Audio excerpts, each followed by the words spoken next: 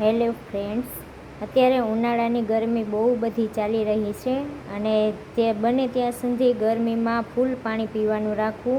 કોઈ પણ મજૂર વર્ગ છે તે તડકામાં કામ કરતા હોય તેને ફૂલ પાણી પીવું, ઓઆરએસવાળું પાણી પીવું અને ગરમીમાં બને ત્યાં સુધી ભૂખ્યું ન રહેવું. સવારે નાસ્તો કરીને જવું અને સફેદ કપડાં પહેરવા ને માતાને વૃદ્ધને જે એનસી હોય, જે નાના બાળકો હોય એને ઘરમાં પંખા નીચે રાખવા ને ભીના કપડાંથી, જે મજૂર વર્ગ હોય એને ભીના કપડાંથી માથું ઢાંકીને રાખવું.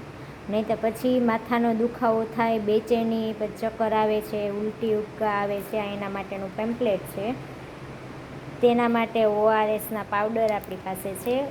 જે લોકોને એવી રીતના ગરમીમાં ઉલટી ઉબકા જેવું થાય તો તમારા નજીકના આરોગ્ય કેન્દ્ર પર સંપર્ક કરવો અને 1 લીટર પાણીમાં એક ઘોળ બનાવવાનું અને એમાં પીવાનું. અને આમાં છે આપણે ઝીંકની ગોળી રોજ 14 દિવસ માટે પીવાની. તમે એના ઉનાળાની કહેરથી બચી શકશો.